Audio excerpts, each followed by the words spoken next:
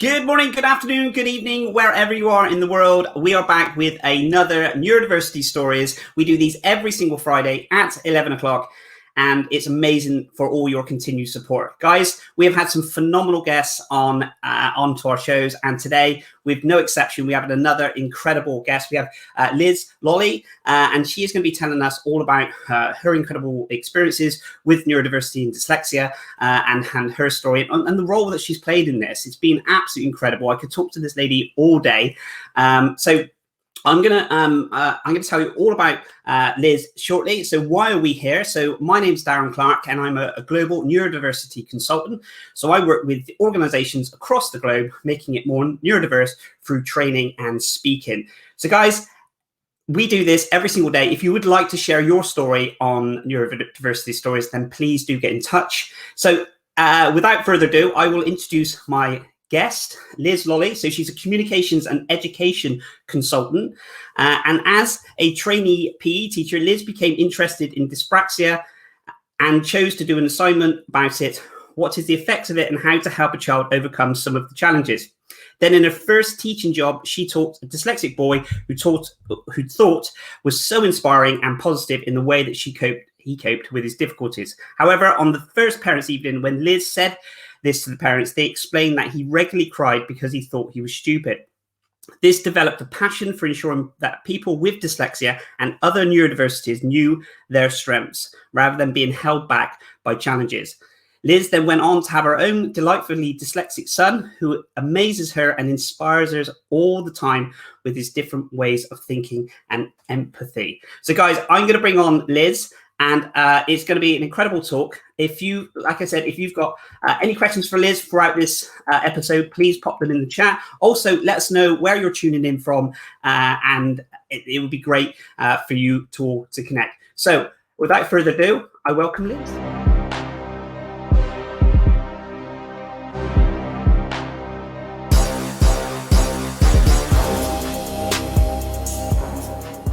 Good morning, Liz. Good morning. Thank you very much for having me on. Oh, you're most welcome. You're most welcome. Thank you so much for taking time out of your day to come on to our Neurodiverse Stories. I hope my introduction did you justice.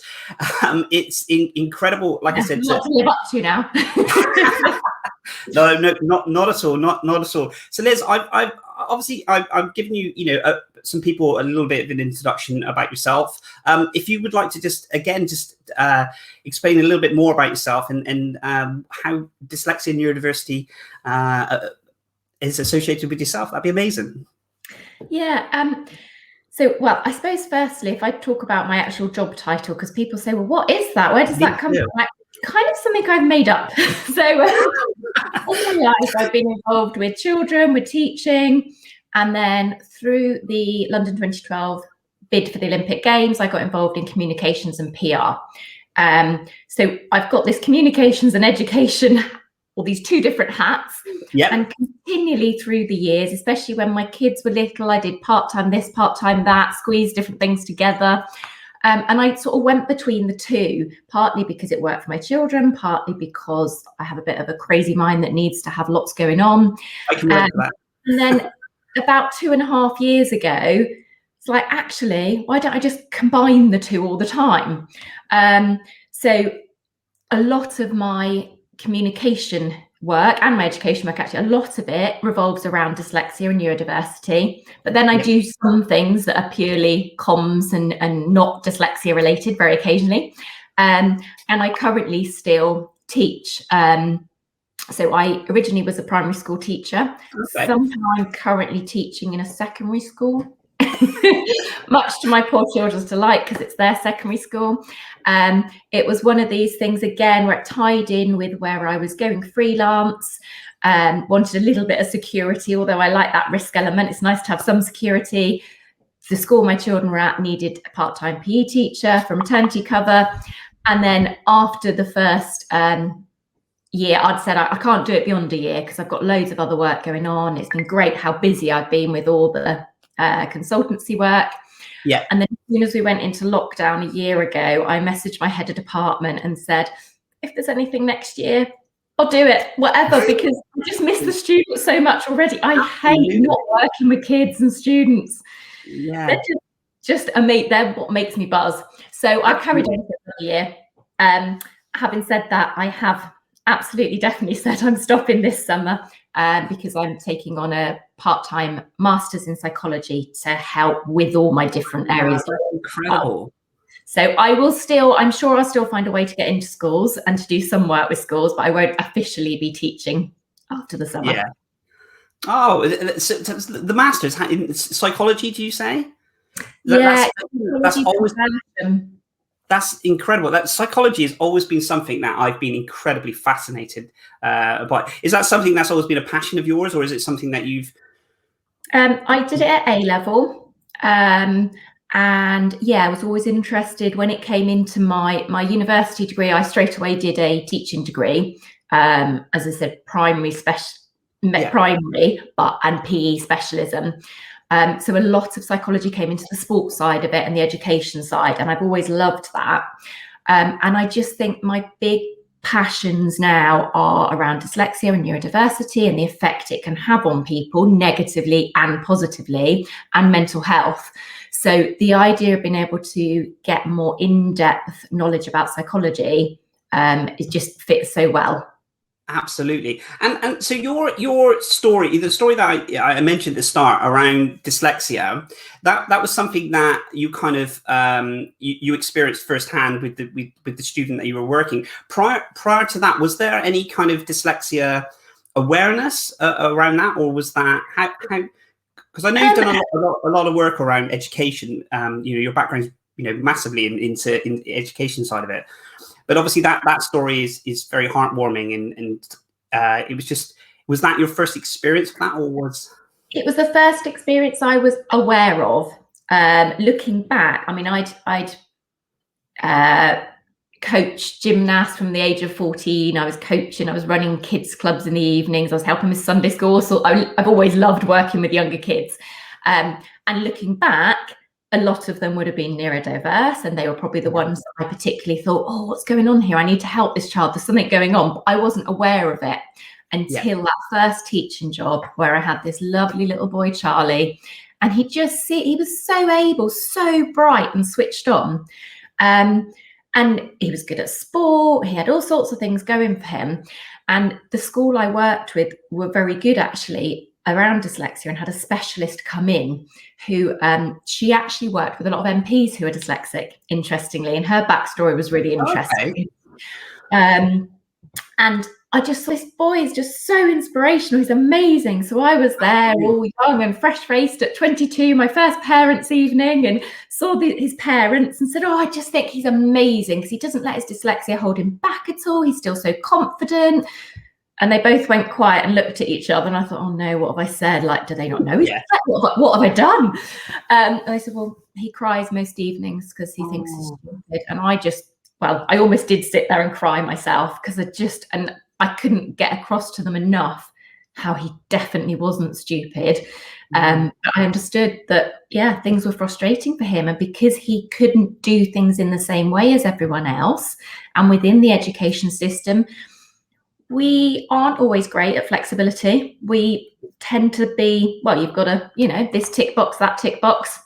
No, if you're not meeting those, then there's something wrong with you. What's the problem? Rather than, oh my goodness, you think differently. That's amazing. Which is from then on how I try to approach things with my teaching. Like you said, there are some incredible things that's happening within the educational side of it, and the corporate side of it as well. But there are some certain structures that are kind of set in stone, and that we have to kind of work with. And you take someone from a neurodiverse background, dyslexic, it's very difficult then to take someone who struggles to then say, well, this is the process, and it's a battle enough, I can imagine, when the teacher sets a job and, the tasks, and then the student then has to not only know exactly how to complete the task, but how to know to do the task around the certain ways that everyone else kind of works. And that's, like you said, that can be a real difficult challenge. Absolutely, yeah. So they're actually trying to change their natural way of doing things at the same time as doing something that's quite challenging. And I don't think many people can can do that. I like to do things the way I do them. And if someone told me, in fact, I'd say I'm almost opposite to dyslexic. I really struggle with images and pictures, and better with words.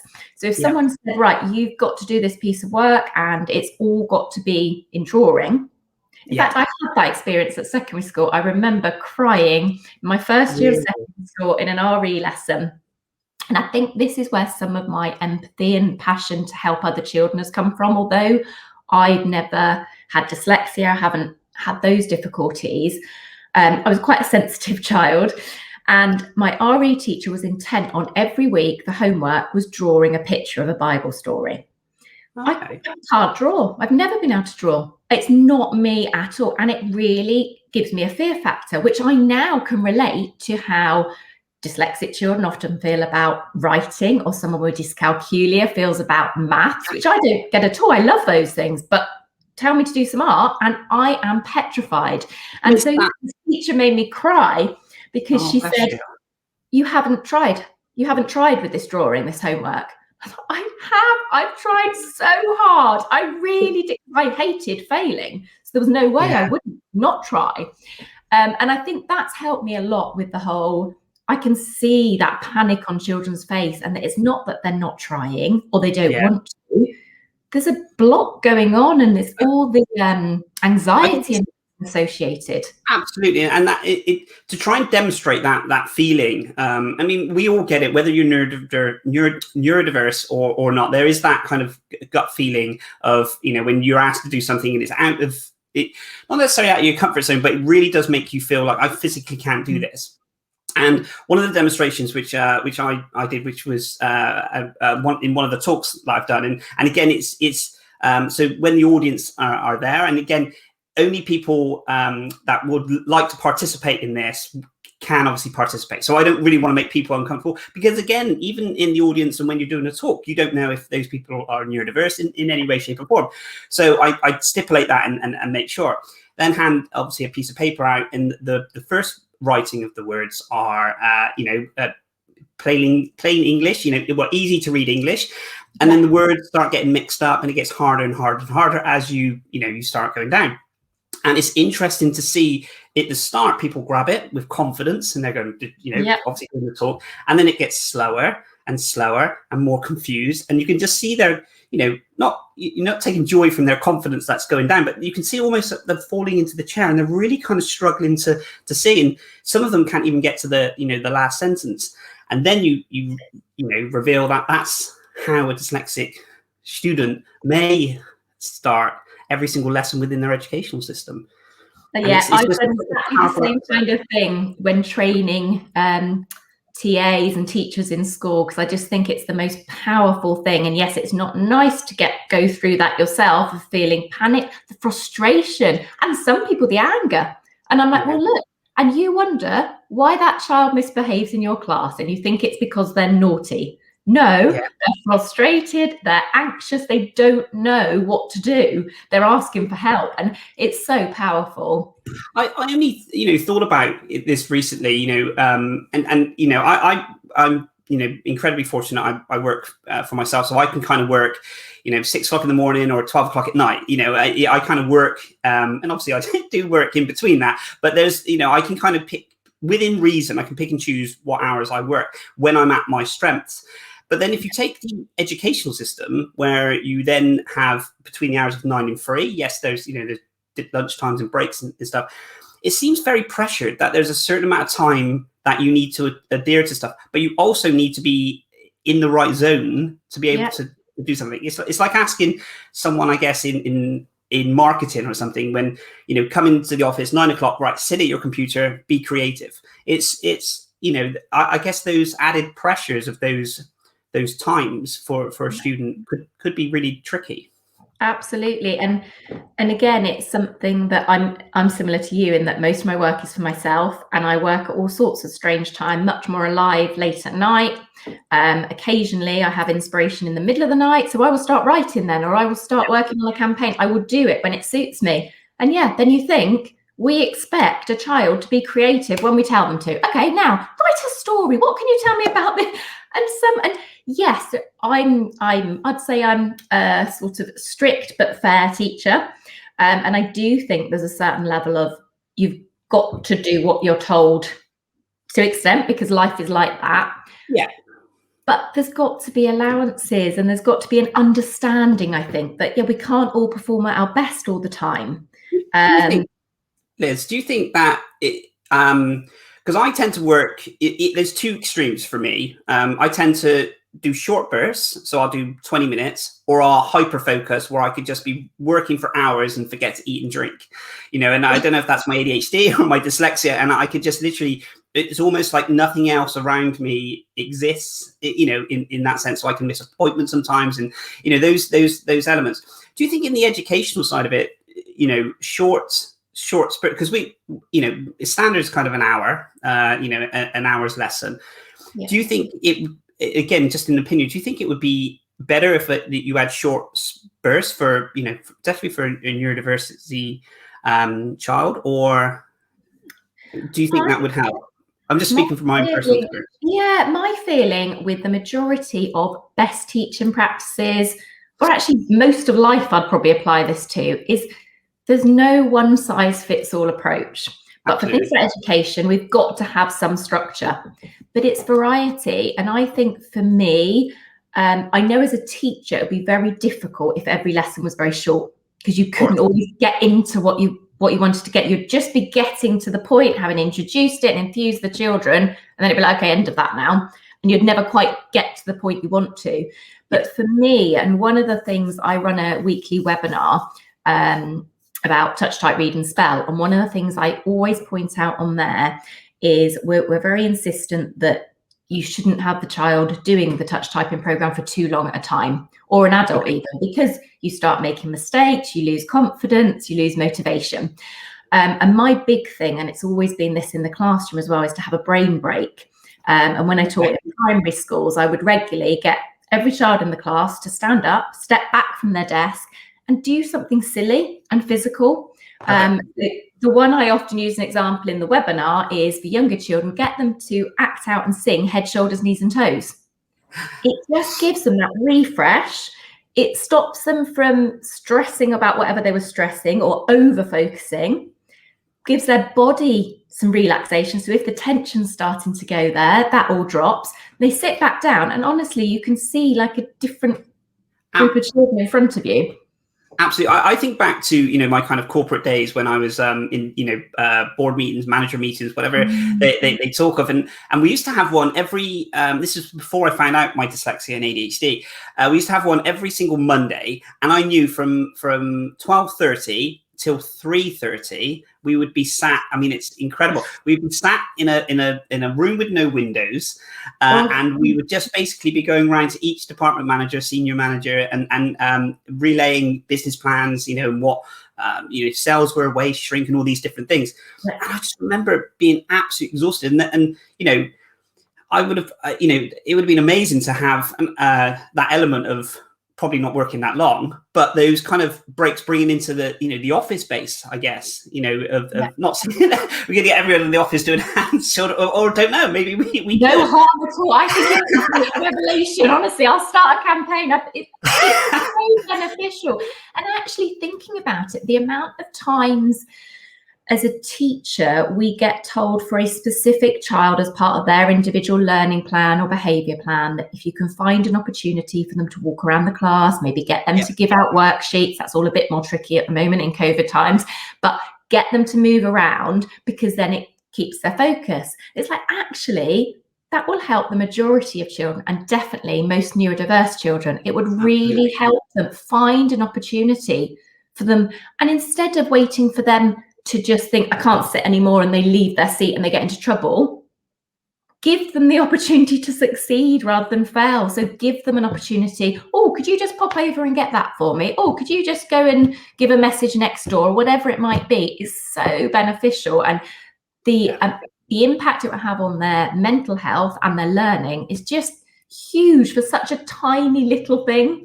Absolutely. And it's just that break, isn't it? It's breaking that system to then re-energize and stop yourself. Because we know that our attention spans, I think they say our attention spans are less than a goldfish now, which I don't know how they can. I don't know who's doing that marketing research. I'd love to meet that person. He come back and we found out, this is what we found out. I'm not too sure how they do that. I don't think it's actual goldfish, but it is, you're absolutely right about that breaking it. Liz, you mentioned that your son has dyslexia, and what are the kind of things that you found? Obviously, you worked in the educational, and you still do work in the educational system, and obviously you had that incredible story as well. What are some of the things that you've seen dyslexia and understood as a parent, if you wouldn't mind sharing? Yeah, I mean, one of the things I guess that's helped me to support other parents is living through the being neurodiverse student is very frustrating, often in the classroom. Being a parent of a neurodiverse student is incredibly frustrating. And people come to me and say, but the school aren't listening, the school aren't doing this. Well, hang on, the school aren't against you. They might not have the understanding. And one of the key things I do, and I run some parent workshops and webinars and things, and bring in my communication side of things, actually, of just the importance of schools and parents talking to each other. Yeah. And I didn't get it right. And I always put my hand up and own up to this. And there was one time where I had to walk out of a meeting about my son, and his dad, who is much calmer than me. He's dyslexic himself. He's a much slower processor. Yeah, I left him to do the talking because I was losing it, because I was just getting so frustrated, and the passion of it being your own child as well.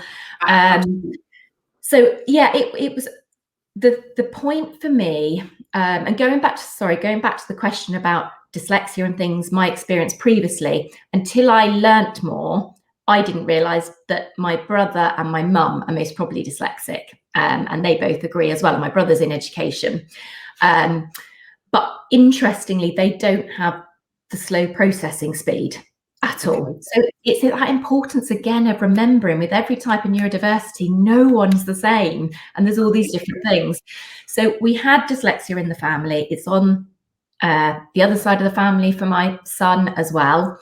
And he started school. I knew there were some blocks when he was tiny. And it's terrible because you automatically compare your children, even though you say, I'm not comparing them, and I've got a daughter who's nearly 2 years older who didn't have the same difficulties. And so you start noticing things.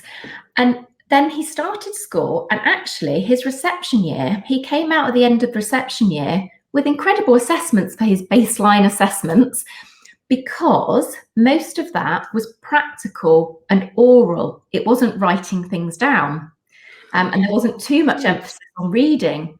And I think at that stage, he probably came up a higher assessment level than my daughter, whereas the rest of the way through primary school, it was the other way around. Yeah. And I said early on, I think ultimately at the end of the day, when they get to adults, it will be proved that they're very similar intelligence level, but they're going to achieve differently. Yep. And then when he went into year one, he was taught by a good friend of mine, who said to me one day, look, I'm not quite sure what to do. It was at the stage where in primary schools, it was a really big thing to do a big write. So teachers would find their ways to make children feel creative. They'd have the battery candles. Sometimes they'd have jelly beans that were like their magic bean to eat, so that they could inspire them. There was all sorts of amazing really. There's such creativity going on. And this colleague or ex-colleague of mine was the same. Who's fantastic. But Josh would start writing. It would take him a long time to get down on paper what he wanted, and then he would rub it all out, because he'd look at it and he'd know that no one else was going to be able to read it. He couldn't read it back. How was anyone else going to read it back? So what's the point of it being on the paper? So he would rub it all out. Now, I'm thankful to his teacher that he recognised what was happening, because there would be some situations, I'm sure, where he would have just got told off for not doing anything. Whereas the teacher could see he'd done it and he'd got frustrated with himself and he'd rubbed it out. And at that point, when I realized it was affecting his self-esteem, there was no stopping me.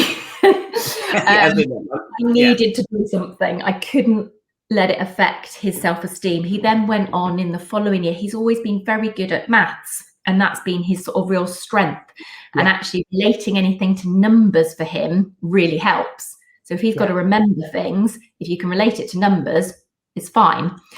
For instance, there was one Mother's Day a few years ago where they'd bought me perfume. He had no idea a week later what it was they'd given me, but he knew exactly how much it cost.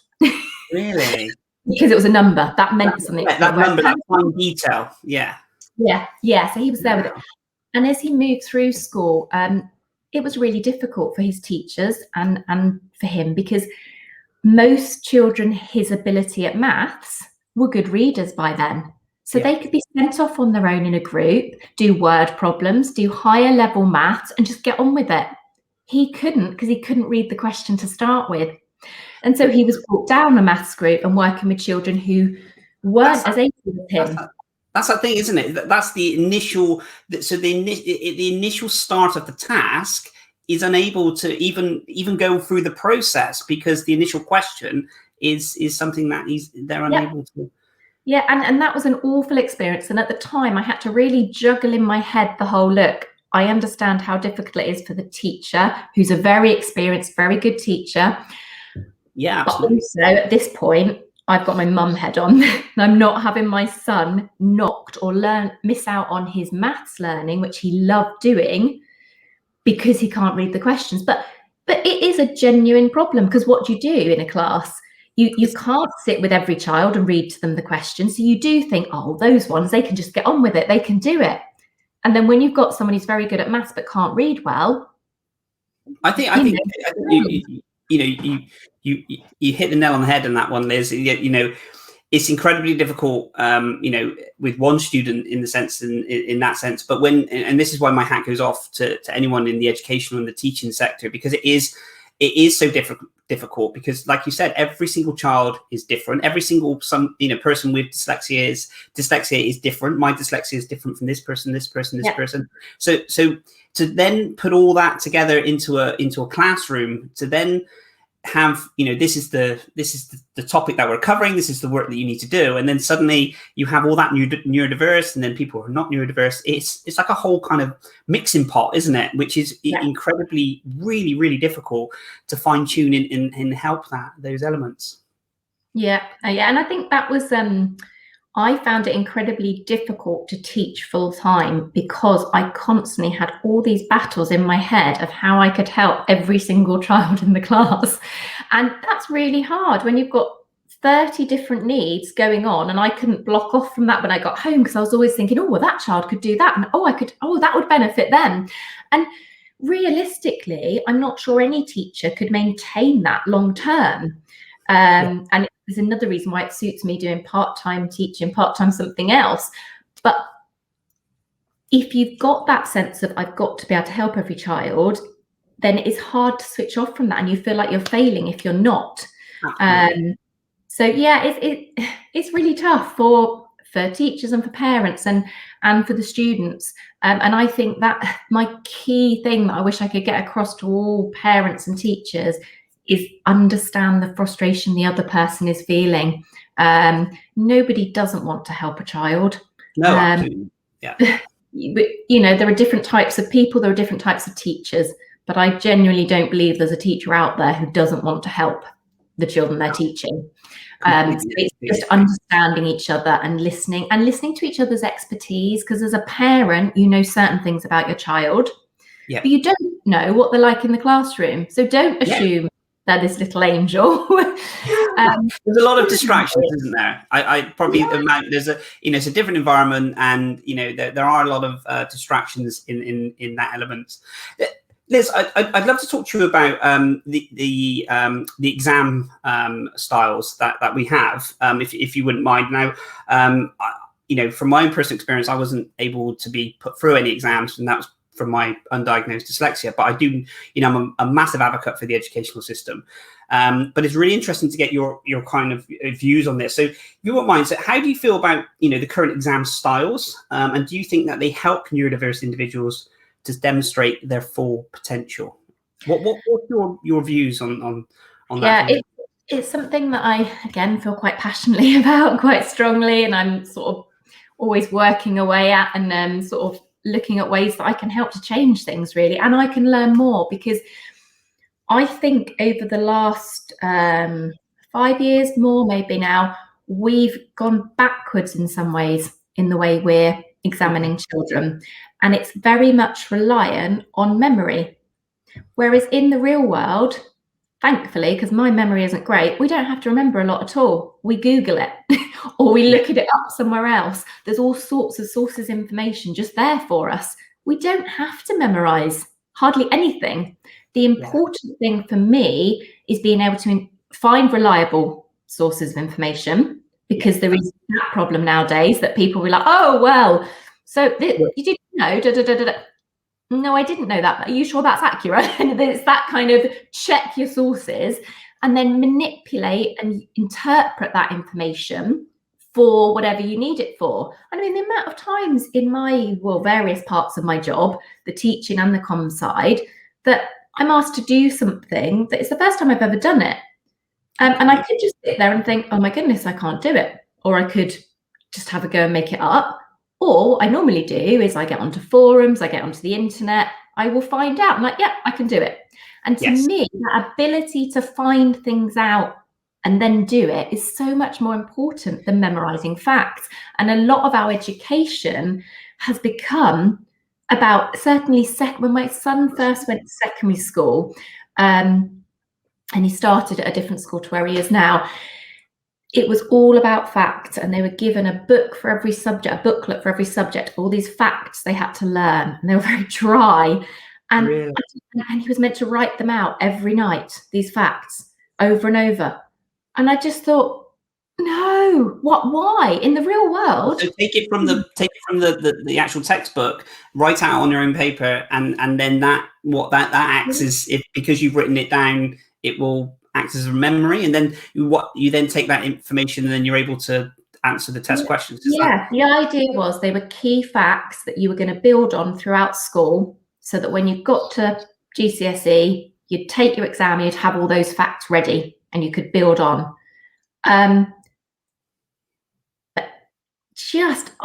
There'd be a few children who it would work for, and actually some neurodiverse children, possibly your more autistic children, would actually love that way of just learning the facts and get on with it. But can they then interpret the information and use it in different ways? And I realized that it was because, and some really top level educationist schools were doing this same style. So it wasn't the fault of it was a standard process that it was led by the change in exams, and the exams very much being a focus on get rid of coursework, get rid of that side of it, just remember facts. And it still blows my mind at the moment, because I just think it's just not real life, and it's really not helping our students to actually show what they can do. We should be able to say, well, actually, that child is really empathetic. That child is really good at problem solving.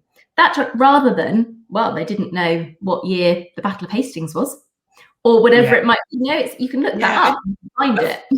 I think it's tricky, isn't it? Because we tend to, we have our mobile devices, and if we want to, our friend Google, we tend to, outside of school, I guess, and we would definitely, if they want to find information out, they'd either, ask a friend, ask a parent, or 9 times out of 10, they'll just go straight onto Google and they'll find that, that information. So I guess it's a hard balance to then take what the reality of the world is how they'll find information out when they leave school, to then be able to, I guess, test, within an exam format, that they have the knowledge to be able to find information out in a different way, even though when they come out of school they'll find it in the other way. So it's a fine balance, isn't it? It is quite it's quite tricky, really. It is difficult, and I wouldn't ever. There are certain things we do just need to know,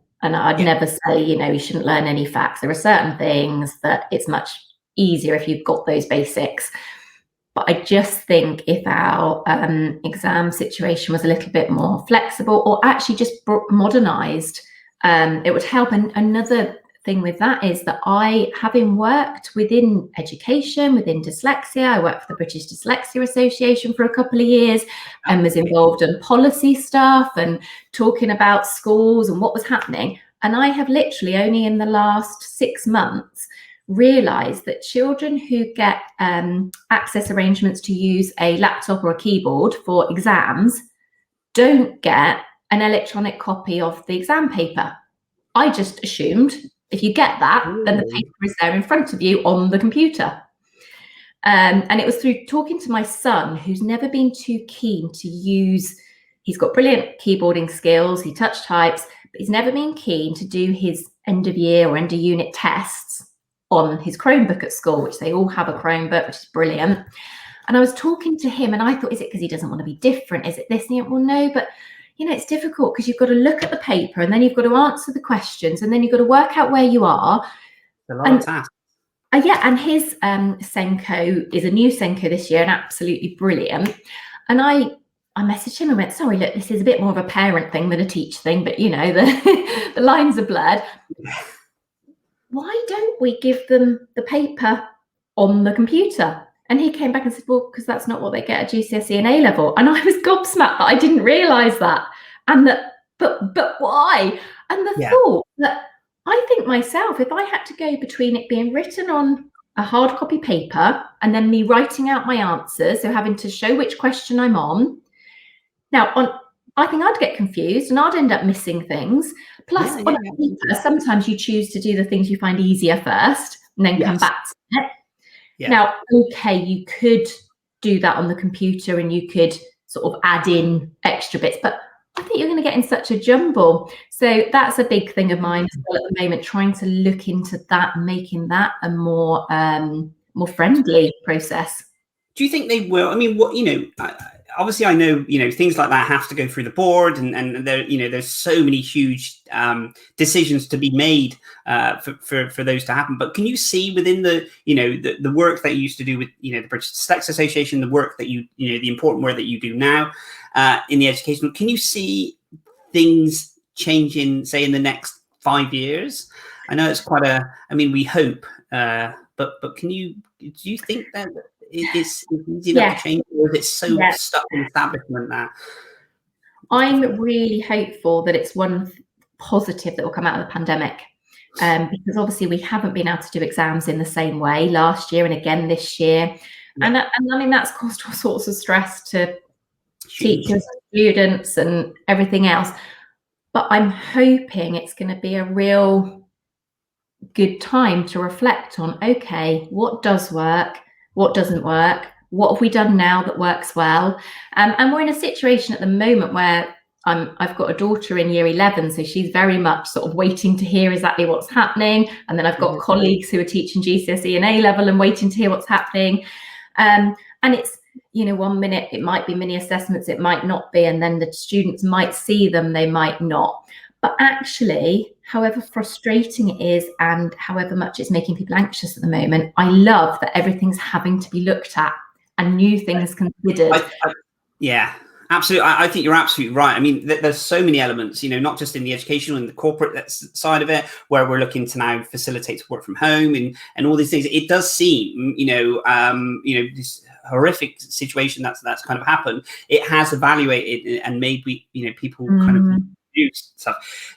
I'd like to get your views, if you don't mind. So, what do you think would make the biggest difference to ensure people with dyslexia reach their full potential and do not leave school with low self-esteem? Now, I think, you know, that the self-esteem element is so important in the sense that we don't want children leaving school with low self-esteem, and because once we go back out into the workplace, it's a very competitive world. It's very challenging in so many different areas. So what do you think, the biggest difference we could do to help, if you don't mind? the key thing for me, and then I'll talk about why it's so important as well, is teacher education. And it's actually a lot of the things that I've discovered about teaching and helping neurodiverse children are very simple, easy things, like the having a brain break. That's not, it's not, rocket science. Very simple things. But if you're not taught those kind of things when you're first training to be a teacher, to adapt your style later on is really hard. You've got so many pressures as a teacher. Do this, do that. Make sure you're always assessing. Make sure this child isn't talking too much. Make sure this child is talking more and coming out themselves. Make sure this is happening. And then if someone says, and I know I must be a really frustrating colleague for lots of teachers I've worked with, because I'm like, well, think about your dyslexic students, think about your neurodiverse students. Well, are you doing this? Are you doing that? And it's like, I can't think of anything else. Yeah, absolutely. Mind blowing. I'm trying to do everything I can. Whereas if right from the beginning of teacher training, a dyslexia-friendly style, which generally suits everyone and certainly doesn't do any harm to anyone, if that is just taught as a standard way, and it's not so structured that you can only teach one way, it's just little tips like things like the brain break. Oh my goodness, I just think it would make such a difference to every student and every teacher. It would make teachers' lives easier. And which brings me on to the kind of the key importance in that so many children either get low self-esteem or start misbehaving, or often the two are together, because generally a dyslexic child will be really quite intelligent. So they know there's something going on. They're not just a low-level child who is quite happy at their level. They've got their brain ticking over and all these ideas going through, but they can't do what they're being asked. And that's really frustrating. So that will come out as bad behavior or them losing confidence in themselves. And then if we fast forward, if that goes all the way through school and they leave feeling like a failure, but actually they've got a very clever mind, then if you look at the statistics around the amount of prisoners who are dyslexic or have dyslexic tendency, it's like nearly 50% of prisoners are thought to have dyslexia or literacy difficulties. About 10% of the population, the general population, is dyslexic. So that's there's a huge discrepancy. And then you've got about 30% of entrepreneurs that are dyslexic. So wouldn't it be amazing if those children didn't go through school feeling stupid and finding other ways to use their brain that aren't ideal for anybody, but instead they feel empowered. They're allowed to use their brain in a different way, and they become entrepreneurs and change the world for us and add to those numbers of people who are just succeeding and just really changing things. Absolutely. And I think, I mentioned this before, but there needs to be some sort of process, I guess, because if you think about, say, a child goes to primary school, and then they highlight, say, dyslexic tendencies within that student, and then we have to go through the big process then to getting that support. Say that student then gets, say, the last 2 years of their education within their support. When they leave go into the workplace, and there are some incredible companies out there now that's doing some amazing work around neurodiversity, but again, it's very new in the sense that companies aren't, they're embracing it, or they're just starting to work on it. But it's almost like that person then gets the support there, and then suddenly there's no support within those elements. And I think that, in an ideal world, it'd be amazing to have the support throughout the whole throughout the whole process, but there's a missing link in that. It's weird, but the best thing I think for anyone, and this is the thing that I try to get across to parents that I support, that to get the child to build up their own strategies. So amazing. Good quality dyslexia friendly teaching doesn't mean you do everything for the child. You gradually get them to do more and more themselves and build up their confidence, and to be able to adapt and use their strengths for their weaknesses. And if you've spent years going through school, building up those strategies and that growth mindset, then when they go into the workplace, actually they will find their own strategies. And yes, it's great if they've got an accommodating organization as well, but it won't be as essential. Yes. Yeah, absolutely. Rather than, because if we go on that basis, then, the dependency is that, yes, my school should support me. Yes, my organization should, support me. And yes, there are elements within that, but you're absolutely right. If that child then has that self-esteem and that confidence and the strategies to kind of help, I think back to, I was diagnosed very late, kind of 36, 37. And the strategies, I'm still, at 44, I'm still working on certain strategies that kind of work for me. The fact that when my dyslexia gets, I get stressed or I get tired, the words start moving around or something, I tend to shut the laptop down, go for a walk. But before, I would work excessively to try and almost override those things that were really kind of stopping me. So I think strategies are so important. And finding, like I said, what works for you, but, going for a walk or something might work for me, might not work for someone else. It might be, a few other strategies that happen. Absolutely, yeah. And if you have that own understanding, that self-awareness of what works for you, that is so powerful. And that's, I think, the best thing we can do for students at school, to empower them, so they come out as strong individuals who can cope themselves and then do amazing things in our community. So just quickly, Liz, do you have any kind of things that have worked well for yourself or for your son, that you could kind of share, whether it's, technology, strategies, whatever it worked. Do you have anything, personal to yourselves? Yeah, I'm a big believer in using technology to help. I noticed that with my son's father, as I said, he was dyslexic, although not diagnosed. Yep. He just happened to learn to touch type when he was at school because of one of his GCSEs he did. It was almost like an office studies kind of thing. Okay. And I have to say, when I first met him, I used to laugh at him and say, oh, you did like a secretarial course, Bob. And then I was like, oh my goodness, this is amazing.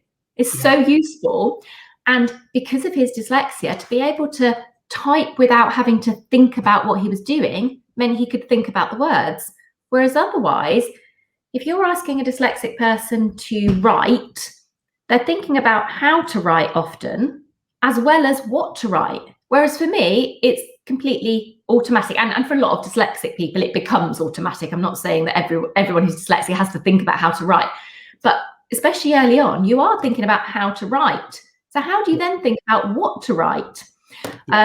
So that's why we got our son to learn to touch type, and a lot of my work is around touch typing now, actually, one of my main clients that I mentioned earlier.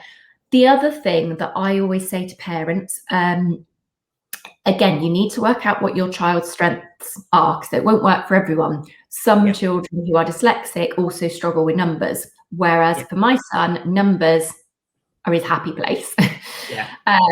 Less so, I'd say, as he goes through secondary school and maths has changed a bit, and there's different elements to take in. But certainly when he was little, he just loved numbers.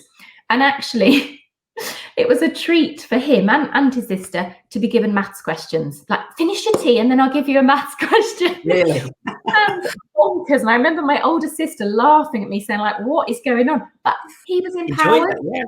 Absolutely. He was good at it, and he was good at it. And what I would do is, if I'm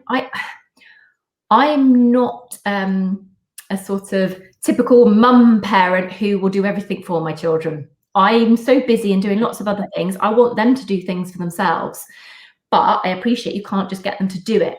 So I would do things like, we'd start off in the morning saying, right, I want you to remember 3 things: brush your teeth, brush your hair, get your shoes on, ready for going to school.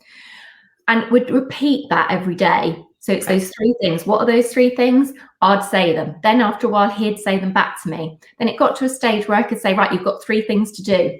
And he would just know them because there's 1, 2, 3. Mm-hmm. Yeah. And then it's like, eventually the stage of, are you ready?